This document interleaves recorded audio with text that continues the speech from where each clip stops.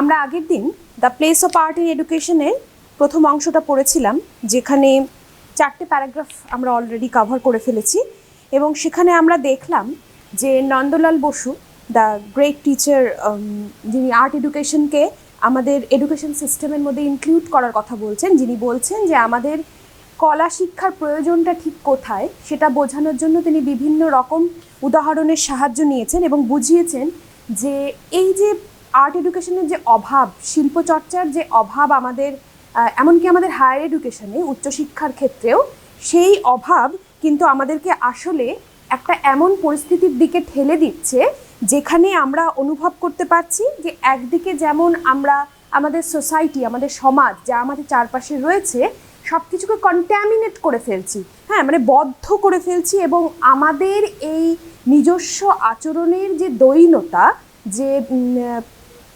ইনঅ্যাডিকুয়েসি, যে অভাব, সেইটা কিন্তু শুধুমাত্রই যে আমাদেরই ক্ষতি সাধন করছে এমনটা নয়, তার পাশাপাশি কিন্তু আমাদের চারপাশে যারা রয়েছে তাদেরও ক্ষতি সাধন করছে।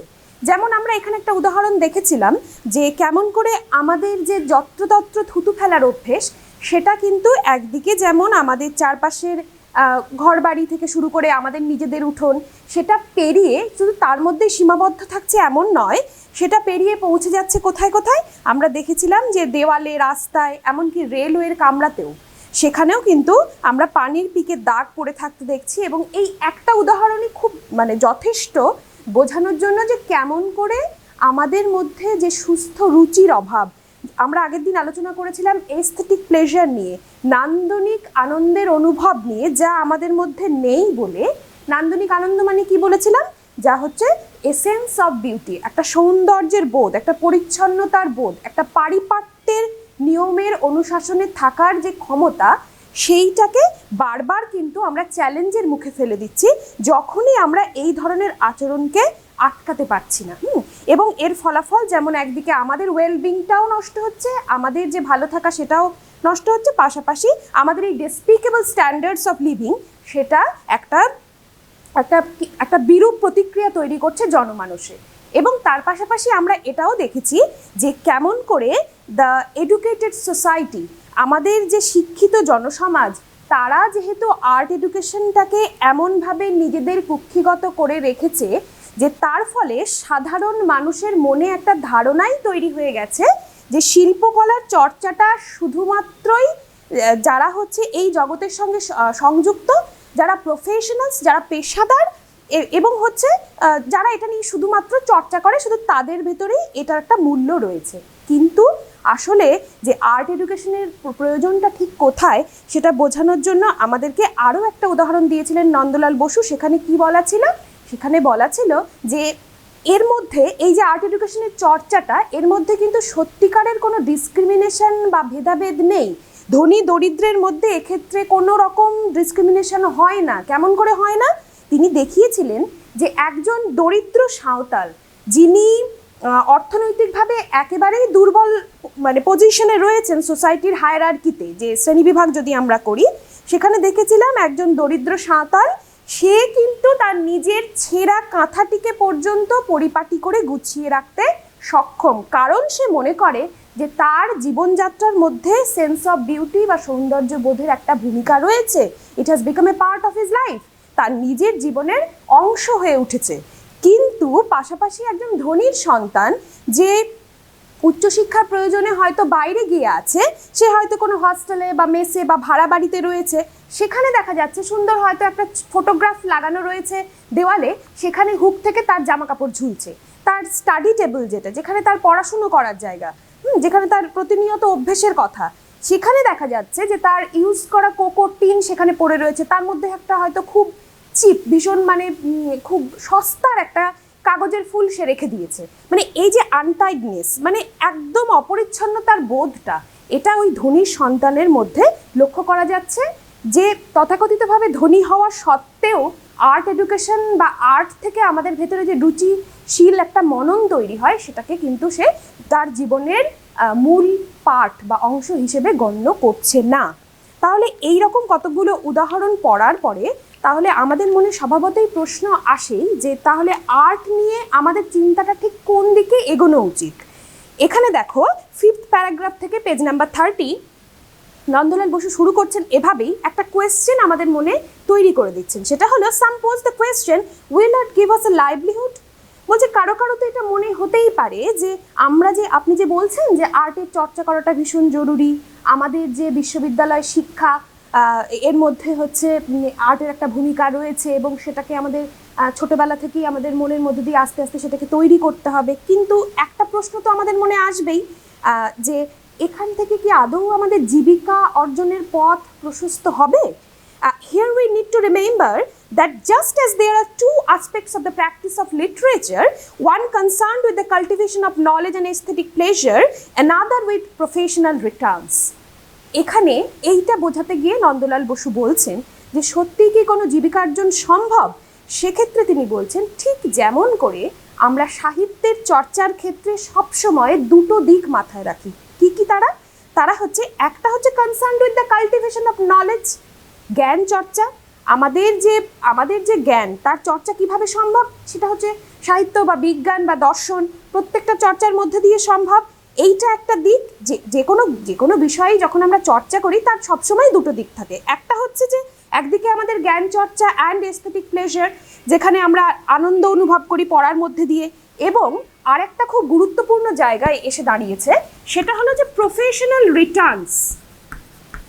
আমরা যা পড়ছি সেই পড়ার মধ্যে দিয়ে কি আমাদের বাস্তব জীবনের জীবিকার্জন সম্ভব? তা দিয়ে কি আমরা কিছু রোজগার করতে পারি? তা দিয়ে কি আমার জীবন সঠিকভাবে আমরা চালাতে পারি? এই প্রশ্নটা কিন্তু সবসময়ই আমাদের মনে থাকে, এবং বিদ্যা চর্চার ক্ষেত্রে এই দুটো দিক খুবই গুরুত্বপূর্ণ। ঠিক একইভাবে there are two sides to art too. বলছেন যে একইভাবে যদি আমরা শিল্পকলার ইতিহাসও লক্ষ্য করি বা তাদের চর্চার ইতিহাসও লক্ষ্য করি, সেখানেও কিন্তু এই দুটো দিক রয়েছে। কীরকমভাবে দুটো দিক রয়েছে? You may call one fine art একদিকে রয়েছে, উনি বলছেন যে আমাদের যে চর্চা, কালচার অফ আর্ট কাল্টিভেশন যেটাকে বলছি আমরা, তার সবসময় দুটো দিক রয়েছে। একদিকে রয়েছে হচ্ছে, বলছেন যে একটা দিককে আমরা বলতে পারি ফাইন আর্ট, আর আরেকটা দিকে যা রয়েছে তাকে আমরা বলতে পারি ফাংশনাল আর্ট। ফাংশনাল আর্ট কিরকম এরা? বলছেন যে এই যে কাল্টিভেশন অফ আর্ট, মানে এদের incorporation within the education system, তার দুটো দিক আমাদের বিবেচনা করতে হবে সবসময়। একদিকে রয়েছে ফাইন আর্ট, যাকে আমরা বাংলায় বলছি চারুশিল্প, অপরদিকে রয়েছে ফাংশনাল আর্ট অর্থাৎ কারুশিল্প। এবার প্রশ্ন হচ্ছে এই দুটো জিনিস কি? এই দুটো জিনিসকে খুব সুন্দর করে এখানে ব্যাখ্যা করা হয়েছে। মূলত এক্ষেত্রে যেটা ইম্পর্টেন্ট আমি বলবো, এখান থেকে কিন্তু বারংবার প্রশ্ন আসে। কীরকমভাবে প্রশ্ন আসে? এখানে যেমন একদিকে এমসিকিউ আসতে পারে যে ফাইন আর্ট কি, এটা বলে চারটে হয়তো অপশান দেওয়া হলো, সেখানে চারটে অপশানের মধ্যে বেছে নিতে হবে। আবার 1 নম্বর, যেটা আমরা এসএ কিউ বলছি, শর্ট আনসার টাইপ, সেখানে 1 নম্বরের জন্য আসতে পারে যে কোন দু ধরনের আর্টের কথা এই এসেতে বা প্রবন্ধে বলা হয়েছে। এবার কথা হচ্ছে যে তাহলে দুটো জিনিস কি আমাদের পরিষ্কার করে জেনে নিতে হবে, এবং শুধুমাত্র এমসিকিউ বা এসএকিউ এর জন্যই নয়, এই প্যারাগ্রাফটা এই জন্যই গুরুত্বপূর্ণ যে লং আনসার টাইপ কোয়েশ্চেন যখন আমরা উত্তর লিখব তখন কিন্তু এই প্যারাগ্রাফ থেকে বারংবার দেখা যাচ্ছে যে পরীক্ষায় প্রশ্ন এসেছে। তাহলে আমরা একটু ভালো করে বুঝে নিই। Fine art liberates our mind from the constraints of sorrows and conflicts of our daily lives into a world of aesthetic delight. বলছেন যে ফাইন আর্ট বা এই চারুশিল্প যাকে আমরা বলছি তা আমাদেরকে কি করে, সেটা হচ্ছে লিবারেট করে। লিবারেট মানে হলো, লিবার্টি মানে স্বাধীনতা আমরা জানি, লিবারেট করে অর্থাৎ আমাদের মনকে মুক্ত করে, স্বাধীন করে। কি থেকে স্বাধীন করে ফেলে? constraints of the sorrows and conflicts of our daily lives. বলছেন যে ফাইন আর্ট আমাদেরকে লিবারেট করে, আমাদের মনকে লিবারেট করে। আমরা কি হয়ে থাকি আসলে? আসলে আমরা উইদিন দ্য কনস্ট্রেন্ট হয়ে যাই, মানে আমরা একটা শৃঙ্খলার মধ্যে থেকে যাই, একটা এমন শৃঙ্খলা যার মধ্যে সারাক্ষণ দুঃখ, দারিদ্র, দ্বিধা, দ্বন্দ্ব সব কিছু মিলিয়ে একটা মানে একটা সাংঘাতিক একটা জটিল পরিস্থিতি তৈরি করি, কেওটিক লাইফস। তা আমাদের প্রতিদিনকার জীবন যেভাবে দ্বিধাদ্বন্দ্বে জীর্ণ হয়ে থাকে, সেই জীর্ণ জীবনকে থেকে আমাদের মনকে ফাইন আর্ট কি করে, চারুশিল্প কি করে, মুক্ত করে ফেলে। এবং মুক্ত করে সে কোন পথে নিয়ে যায় আমাদেরকে? বলছে world of aesthetic delight. World of aesthetic ডিলাইটে আমরা গেলে কি পাবো? আমরা আগের দিনে এস্থেটিক শব্দটা আলোচনা করেছি। এস্থেটিক ডিলাইট শব্দটার মানে হলো, আমি বলেছিলাম যে একটা নান্দনিক আনন্দ, যে আনন্দের মধ্যে কি আছে, একটা লাইট আছে, একটা আলো আছে। অর্থাৎ আমাদের মনে যত রকমের হতাশার অন্ধকার আসুক না কেন, তা থেকে মুক্তি দিতে পারে হচ্ছে আর্টের চর্চা। হ্যাঁ, চারুশিল্প কি করতে পারে? এই আনন্দময় আলোকময় একটা উপস্থিতির মধ্যে আমাদেরকে নিয়ে আসতে পারে, যেখানে আমরা অলরেডি অনেক জীবনে হয়তো অনেক রকমের কনস্ট্রেন্ট ফেস করে ফেলেছি, অনেক রকমের মানে শৃঙ্খল বা shackles of our daily lives, hubbubs in our daily lives. তো এই সময়ের মধ্যে দাঁড়িয়ে সে কি করতে পারে? সে কিন্তু আমাদেরকে এক নিমেষে মুক্তি দিতে পারে, মুক্তির আনন্দ দিতে পারে। এবং এর পাশাপাশি while with its touch of magic, এটা গেল ফাইন আর্টের কথা। তাহলে এবার ফাংশনাল আর্টের দিকে দেখি। ফাংশনাল আর্ট কি করছে? কারুশিল্প যাকে আমরা বলছি, সে কি করছে? With the touch of magic, মানে যেন তার মধ্যে একটা ম্যাজিক রয়েছে, একটা আশ্চর্য জাদু বাস্তব রয়েছে, যার স্পর্শে আসা মাত্রই functional art brings beauty to the objects of our daily use. আমাদের প্রতিদিনের জীবনে যা কিছুই আমরা ব্যবহার করি না কেন, সব কিছুর মধ্যেই একটা সৌন্দর্যের ছোঁয়া নিয়ে আসে ফাংশনাল আর্ট, কারুশিল্প। অ্যান্ড টু আওয়ার লাইভস, শুধুমাত্র দৈনন্দিন জীবনের প্রয়োজনীয় জিনিসগুলোকেই যে সে সুন্দর করে তোলে এমনটা নয়, পাশাপাশি আমাদের জীবনটাকেও সুন্দর করতে সাহায্য করে। কেমনভাবে করে? একদিকে যেমন ফাংশনাল আর্ট আমাদের ডেইলি ইউজের জিনিসগুলোকে সুন্দর করে গড়ে তুলতে সাহায্য করে, আমাদেরকে শেখায় যে কোনটা আমরা ব্যবহার করব, কোনটা ব্যবহার করব না, কিভাবে আমরা আচরণ করব। পাশাপাশি ইট provides us with means of livelihood. এবং ফাংশনাল আর্টের একটা গুরুত্বপূর্ণ ভূমিকা হচ্ছে, একটু আগে আমরা আলোচনা করছিলাম যে আমরা যখনই বিদ্যা চর্চা করি, দর্শন চর্চা করি, বিজ্ঞান চর্চা করি, তখনই আমরা দেখতে পাই যে সবসময় সেই শিক্ষার দুটো দিক থাকে। একটা হচ্ছে যে সেখান থেকে আমরা জ্ঞান আহরণ করতে পারি, সেখান থেকে আমরা শিখতে পারি সৌন্দর্যবোধ কী, পাশাপাশি আমরা আমাদের পেশাদারি জীবনটা কী পথে যাবে বা কিভাবে বেছে নেব আমরা আমাদের জীবিকার্জনের পথ, সে ব্যাপারেও কিন্তু একটা মুখ্য ভূমিকা রাখে ফাংশনাল আর্ট বা কারুশিল্প। তাহলে আমাদের যদি এখান থেকে প্রশ্ন আসে এই দুটোর মধ্যে পার্থক্যটা ঠিক কী, সেটা কিন্তু এভাবেই গুছিয়ে লিখতে হবে। In fact, our country's economic decline has followed closely the decay of its functional art. এবং আমরা কথা বলতেই পারি নিঃসন্দেহে যে আমাদের যে দেশ, তার যে একটা ইকোনমিক ডিক্লাইন হয়েছে, ক্রমশ অর্থনৈতিকভাবে ক্রমশ নিচে নেমে গেছে, ক্রমশ যে একটা অবনতি ঘটেছে অর্থনৈতিক দিক থেকে, একটা অবক্ষয়ের মধ্যে দিয়ে আমরা যাচ্ছি, তার পেছনে যদি কারণগুলো খুব ভালো করে অনুসন্ধান করি, ক্লোজলি যদি দেখি, তাহলে দেখতে পাবো যে আমাদের ফাংশনাল আর্ট ক্রমশ ডিকের দিকে গেছে। ডিকে মানে কি বলবো? ডিকে হচ্ছে অবক্ষয়।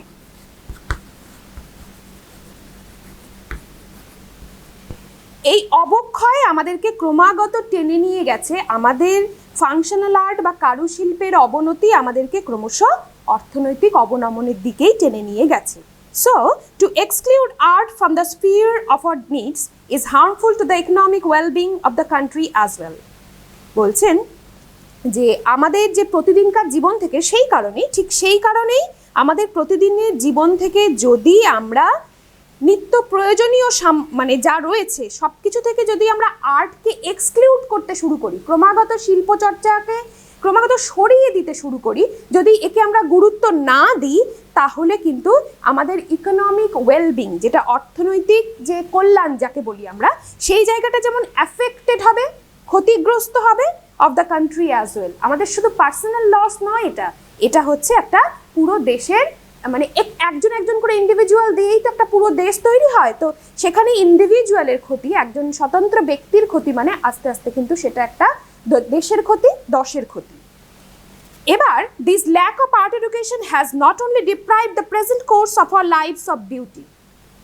এবার নন্দলাল বসু আমাদের মনে করিয়ে দিচ্ছেন, তাহলে এটা তো আমরা এতক্ষণে নিশ্চয়ই বোঝাতে পেরেছি যে আর্ট এডুকেশনের গুরুত্বটা ঠিক কোথায়, এবং এটা যে শুধুমাত্র আমাদের বর্তমান জীবনকেই ক্ষতিগ্রস্ত করছে, আমাদের সৌন্দর্যবোধ গড়তে দিচ্ছে না, বা আমাদের গোটা দেশের যে ওয়েলবিং সেটা নষ্ট হচ্ছে, এরকমই নয়। তার পাশাপাশি it has also estranged us from our past heritage. Heritage কি? হেরিটেজ হচ্ছে আমাদের যা কিছু ঐতিহ্য রয়েছে। ঐতিহ্য বলতে আমরা কোন জিনিসটাকে বুঝি? ঐতিহ্য বলতে বুঝি যুগ যুগ ধরে যে ধরনের চর্চা আমাদের দেশে হয়ে এসেছে এতদিন ধরে। যেমন ধরো, ঐতিহ্য বলতে গেলেই যদি আমরা কম্পিউটারে সার্চ করি তাহলে দেখবো ঐতিহ্য বললেই আমাদের গুগল আমাদের দেখাবে তাজমহলের ছবি দেখাতে পারে, ফতেপুর সিকরি দেখাতে পারে। এগুলো কি? এগুলো হচ্ছে আর্টিফিস, তাই না? এগুলো হচ্ছে শিল্প চর্চার মানে সর্বোচ্চ প্রকাশ বলা যেতে পারে। তাহলে আমরা আমাদের অতীতের যা কিছু তৈরি হয়েছে, আমি আগের দিন অজন্তা কেভসের কথা বলছিলাম, যে সেখানে যে ছবিগুলো আঁকা হয়েছে, গুহাবাসী মানুষ যে ছবিগুলো এঁকেছে, সেগুলোর যদি গুরুত্বই আমরা না বুঝি, তাহলে সেগুলোকে আমরা সংরক্ষণ করতে পারবো না। আর যদি সংরক্ষণ করতে না পারি, তাহলে আমাদের পস্টারিটি, অর্থাৎ আমাদের ফিউচার জেনারেশন, ভবিষ্যৎ প্রজন্ম কিন্তু সেগুলোর সম্বন্ধে কিছুই জানতে পারবে না। তাহলে একদিকে যেমন আর্টের চর্চার যে অভাব, সেটা যেমন আমাদের নিজেদের জীবন থেকে সৌন্দর্যবোধকে বিতাড়িত করেছে, শুধু তাই নয়, এটা আমাদেরকে এস্ট্রেঞ্জ করে ফেলেছে। স্ট্রেঞ্জ মানে হচ্ছে এস্ট্রেঞ্জ কথাটার মানে হলো যে সরিয়ে ফেলা, একেবারে বিমুক্ত করা যাকে বলে। হ্যাঁ, তো এই রকম আমাদের যে অতীতের যে ঐতিহ্য, যে গ্লোরি, যে যা নিয়ে আমরা গর্ব করতে পারি, সব কিছু থেকেই কিন্তু আমাদেরকে আস্তে আস্তে বিযুক্তিকরণ ঘটেছে আমাদের আর্টের চর্চার অভাবের জন্য। Because our eyes are untrained, we have remained ignorant and insensitive to the glory of our past. কেন এটা হয়েছে? তাহলে কি আমাদের প্রত্যেককে আঁকা পেন্সিল হাতে বসে পড়তে হবে? তাহলে কি আমাদের প্রত্যেককেই নাচ শিখতে হবে, গান গাইতে হবে? তা তো নয়। বলছেন এর মধ্যে দিয়ে, আসলে এগুলো চর্চার মধ্যে দিয়ে আমাদের ভেতরে একটা সেন্স অফ বিউটি গড়ে উঠবে, যা আমাদের মূল্য দিতে শেখাবে আমাদের অতীত ঐতিহ্যকে।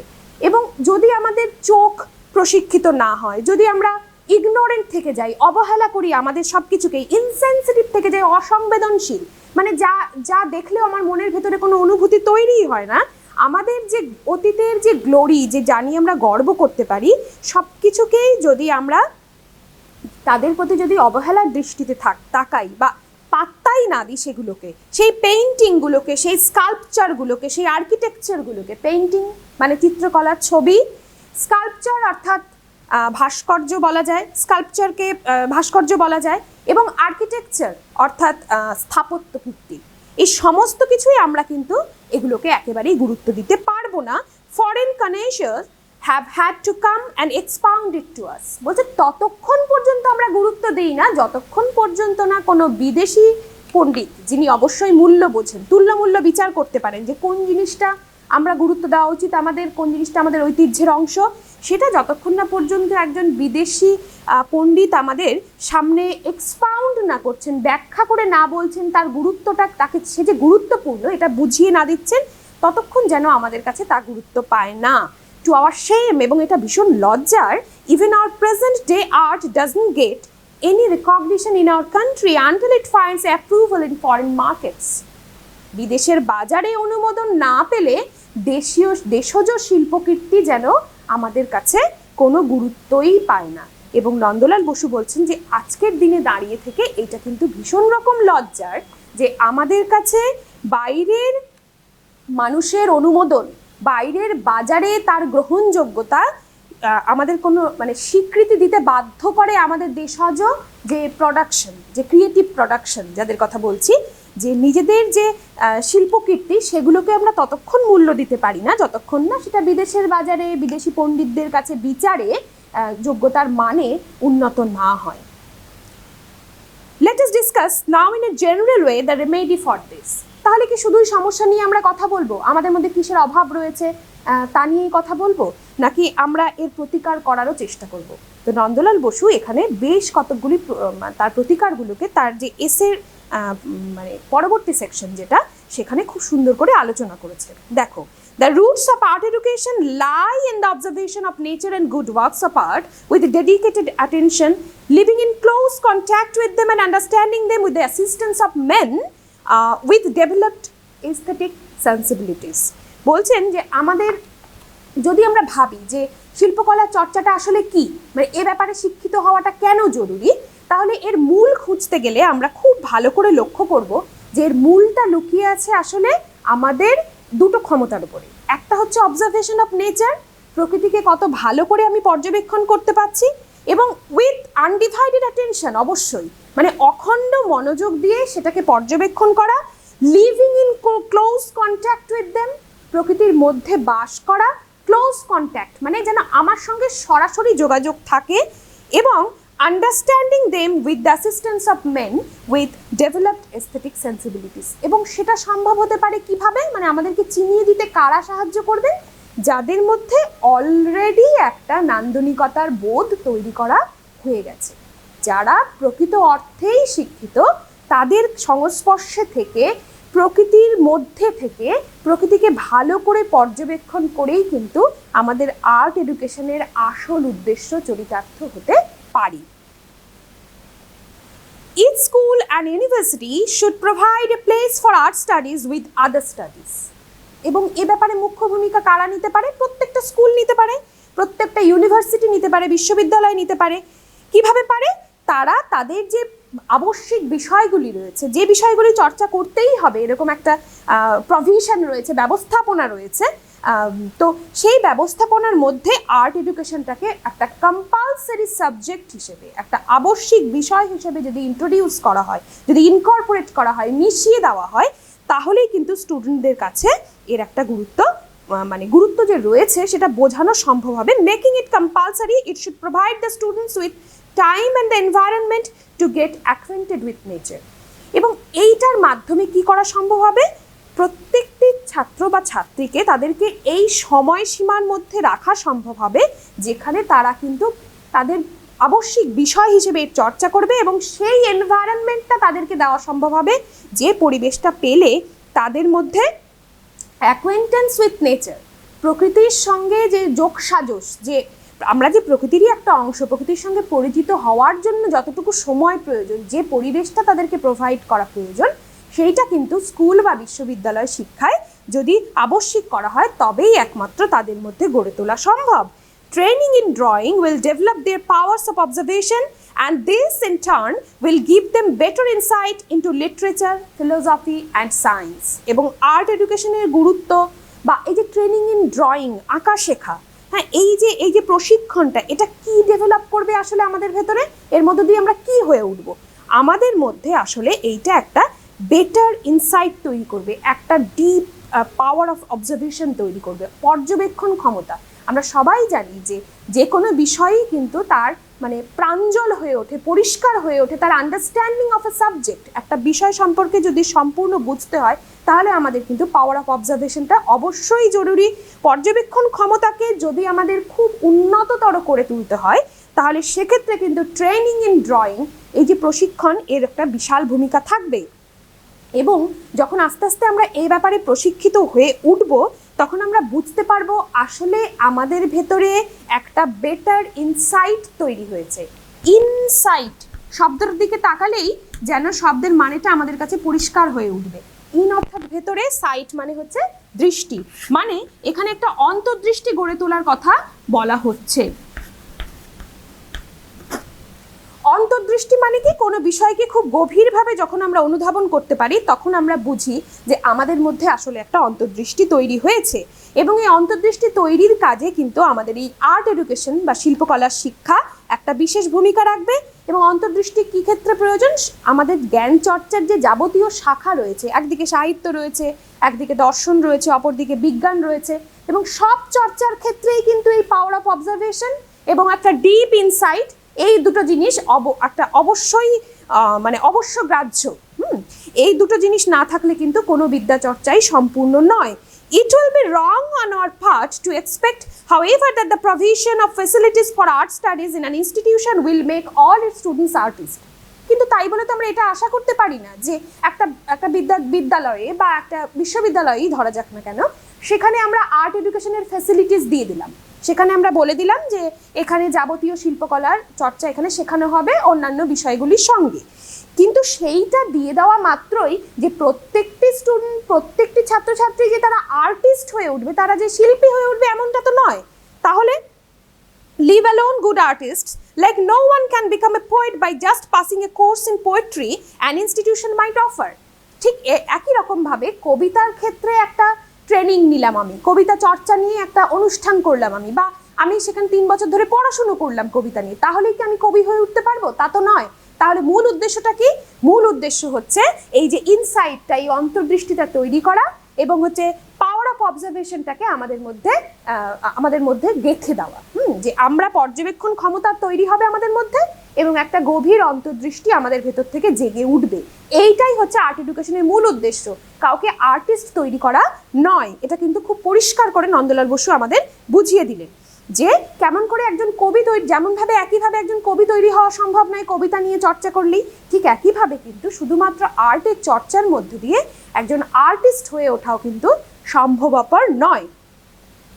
তাহলে এক্ষেত্রে কি কি কাজ করা যেতে পারে তার একটা মোটামুটি লিস্ট উনি আমাদের দিয়েছেন।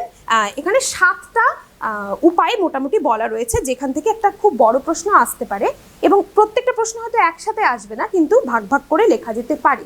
তোমরা কি করবে? তোমরা এটার উপরে একটা বড় প্রশ্ন তৈরি করবে যে 1, 2, 3, 4 করে উনি কতগুলো রাস্তা দেখিয়েছেন কিভাবে কিভাবে করা যেতে পারে, এবং এই ছোট ছোট প্রত্যেকটা প্যারাগ্রাফ থেকে মূল যে বাক্যটি সেটি নিয়ে তোমার উত্তরটি, প্রশ্নের উত্তরটি অবশ্যই তৈরি করবে।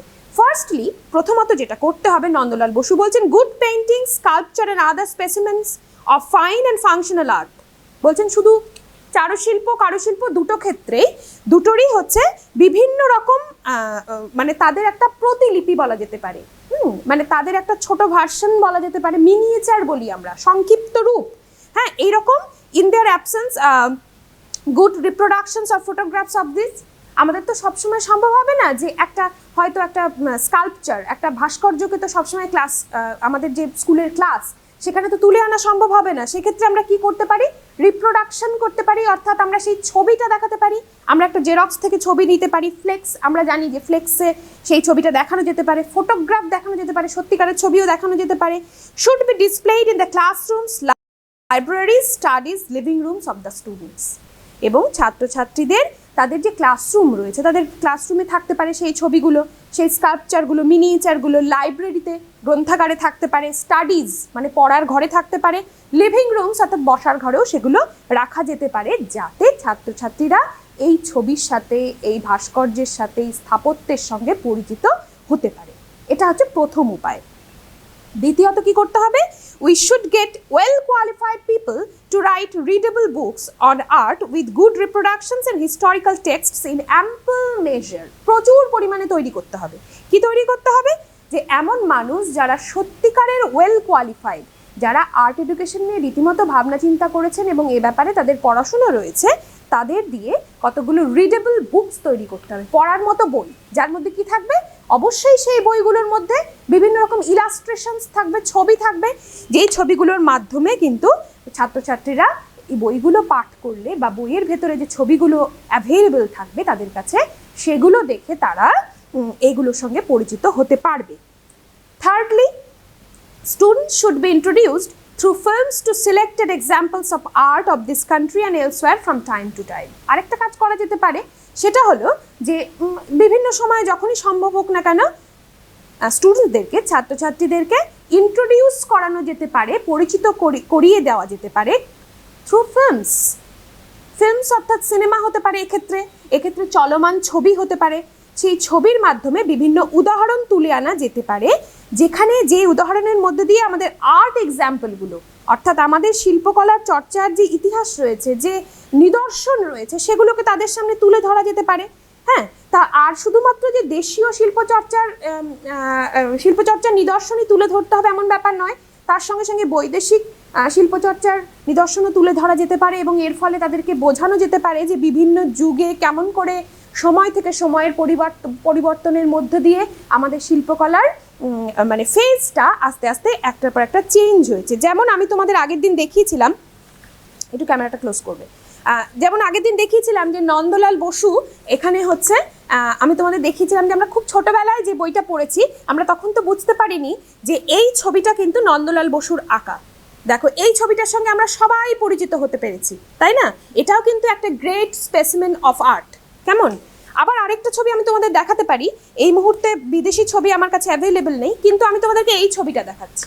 দেখো, এইটা হচ্ছে আমাদের যে সংবিধান, ভারতীয় যে সংবিধান, সেই সংবিধানের এমব্লেম, যে সংবিধান যেভাবে আঁকা হয়েছে সেই আঁকাটা কিন্তু নন্দলাল বসু এবং তার ছাত্রছাত্রীরা মিলে এই এমব্লেমটা তৈরি করেছেন। কেমন? তো এখানে হচ্ছে দুটো নিদর্শন আমি তোমাদের দেখালাম যে দেশীয় শিল্প কিভাবে মানে কিভাবে তৈরি হয়, এবং এর দুটো নিদর্শন আমি তোমাদের সামনে তুলে ধরতে পারলাম। এবার আমরা পরেরটাতে চলে যাই। Fourthly, students should accompany qualified teachers to museums and picture galleries to see distinguished examples of the art of the past. ছাত্রছাত্রীদেরকে নিয়ে তাদের শিক্ষকরা অবশ্যই মিউজিয়ামগুলো, জাদুঘর বলি যাকে আমরা, সেখানে বা পিকচার গ্যালারিজ, চিত্র প্রদর্শনশালা যেখানে হয়, সেখানে নিয়ে যাওয়া যেতেই পারে distinguished examples of the art of the past, মানে আমাদের অতীতের যে বিভিন্ন রকম নিদর্শন সেগুলোর সঙ্গে পরিচিত করিয়ে দেওয়া যেতে পারে।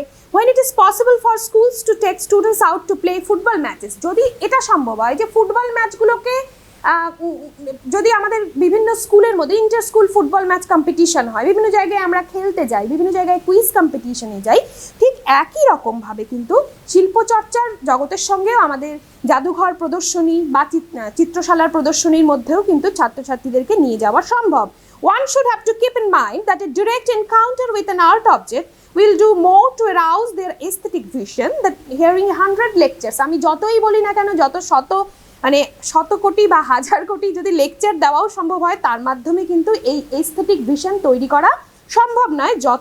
যতটা সম্ভব হচ্ছে একটি ছবির সামনে দাঁড় করিয়ে দিলে একজন ছাত্র যতটা ভালো করে শিখতে পারবে, তার ভেতরে একটা এস্থেটিক ভিশন তৈরি হবে, সেটা কিন্তু কোনোভাবেই সম্ভব না শত লেকচারের মাধ্যমেও। Seeing good paintings and sculpture, whether or not they understand them fully, এটা তো সম্ভব নয় যে সে সবটাই বুঝে যাবে। একটা চিত্র দেখলে যে তার মানে বিভিন্ন দিক, নুকস অ্যান্ড কর্নার্সগুলো তার কাছে পরিষ্কার হয়ে যাবে এমনটা তো নয়। তাহলে কি হবে? সেক্ষেত্রে উইল ট্রেন দেয়ার আইস, তাদের চোখটাকে প্রশিক্ষিত করা সম্ভব হবে। Strengthen their powers of discernment, তাদের তুল্যমূল্য বিচার করার ক্ষমতা বাড়বে। And gradually awaken their aesthetic sensibilities, এবং এইভাবেই আস্তে আস্তে তাদের মধ্যে একটা এস্থেটিক সেন্সিবিলিটিস বা নান্দনিকতার বোধ, যাকে আমরা সেন্স অফ বিউটি অর্থাৎ সৌন্দর্য বোধ বলি, সেটা গড়ে তোলা সম্ভব হবে। আর fifthly, to get students into an encounter with nature we should hold seasonal festivals. আর কি করা যেতে পারে? প্রকৃতির সঙ্গে সরাসরি পরিচয় করানোর জন্য একটা সিজনাল ফেস্টিভ্যালের আয়োজন করা যেতে পারে, ঋতুভিত্তিক উৎসব আয়োজন করা যেতে পারে। সেখানে বিভিন্ন রকম নেচার ফ্রুটস অ্যান্ড ফ্লাওয়ার্স এগুলোকে আনা যেতে পারে, ফলমূল বা বিভিন্ন সময়ে যে বিভিন্ন ধরনের ফুল ফোটে সেগুলোকে তাদের সামনে এনে এই যে বিউটিফুল ক্রিয়েশনস ইন আর্ট, যা কিছু আমরা শিল্পচর্চার মধ্য দিয়ে উঠে আসে, তা যে আসলে প্রকৃতি থেকেই উঠে এসেছে, এ ব্যাপারে তাদেরকে অবগত করা যেতে পারে। Sixthly, students should be introduced to nature's own festival of seasons, এবং মানে ছাত্রছাত্রীদেরকে প্রথমেই পরিচয় করিয়ে দেওয়া যেতে পারে যে প্রকৃতির একটা নিজস্ব উৎসব রয়েছে, তার যে ঋতু পরিবর্তনের মধ্যে দিয়ে যে বিভিন্ন জিনিস সে আমাদের চোখের সামনে বিভিন্ন সৌন্দর্য তুলে ধরে, সেইটা শেখানোর মধ্যে দিয়েও কিন্তু একটা এস্থেটিক সেন্সিবিলিটি গড়ে তোলার রাস্তা তৈরি হতে পারে। কেমন করে তৈরি হতে পারে? আমরা অবশ্যই আমাদের আইসগুলোকে ট্রেন করতে পারি, প্রশিক্ষিত করতে পারি। কিভাবে? এনজয় দ্যার আইস ফিল্ডস, শুধুমাত্র ধান ক্ষেতের দিকে তাকিয়ে বা লোটাস পন্ডস ইন অটাম, শরৎকালে যদি পুকুরের দিকে তাকাই যেখানে পদ্ম ফুটে রয়েছে, the carnival of Palash and Shimul flowers in spring, বসন্তকালে দেখতে পাই যে কেমন করে পলাশ শিমুল আমাদের রাস্তা ঘিরে থাকে এবং একটা নিজস্ব উৎসব তারা উদযাপন করে। This is essential for the town dweller, এবং এইটা খুবই জরুরি যে সমস্ত ছাত্রছাত্রীরা শহর এলাকায় বড় হয় তাদের জন্য কিন্তু এই প্রশিক্ষণটা অবশ্যই জরুরি। Though for the rural boys pointing them out may be enough, গ্রামের ছেলেমেয়েরা তো এর সঙ্গে অবশ্যই পরিচিত, তাদের কাছে শুধু উল্লেখ করলেই যথেষ্ট।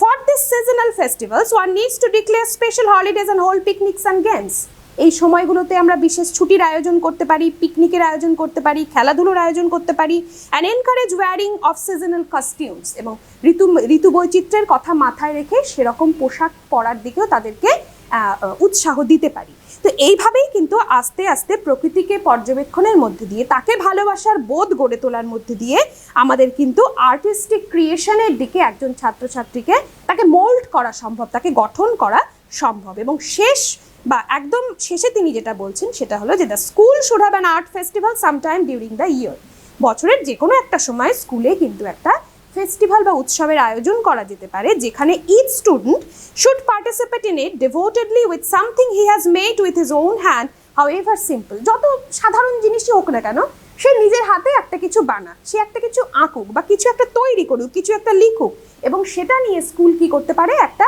এক্সিবিশন করতে পারে, একটা প্রদর্শনী করতে পারে।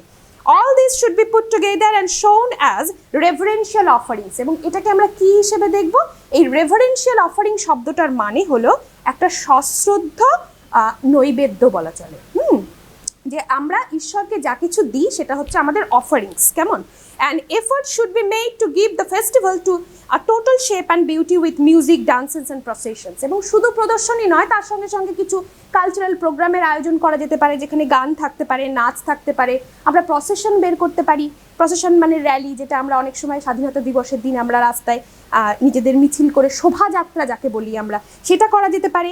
The time of the festival should be decided according to the location, এবং এ ব্যাপারে সিদ্ধান্ত নিতে হবে যে যে এলাকায় আমাদের স্কুল বা ইউনিভার্সিটিসগুলো রয়েছে সেখানকার বৈচিত্র্যের কথা মাথায় রেখে, সেখানকার প্রাকৃতিক বৈচিত্র্য, সামাজিক বৈচিত্র্য, মানুষের চারিত্রিক বৈচিত্র্য, ভৌগোলিক বৈচিত্র্যের কথা মাথায় রেখেই কিন্তু সেই যে সিজনাল ফেস্টিভ্যালগুলোকে বা ঋতুভিত্তিক যে অনুষ্ঠান উৎসব সেগুলোকে আয়োজন করা যেতে পারে। তাহলে আমরা আজকে এই এসেটা পুরোটা শেষ করলাম, এবং এখান থেকে কি কি ধরনের বড় প্রশ্ন বা ছোট প্রশ্ন আসতে পারে তা নিয়ে মোটামুটি একটা আলোচনা করলাম। আশা করি তোমাদের এটা ভীষণ কাজে আসবে। অনেক ধন্যবাদ।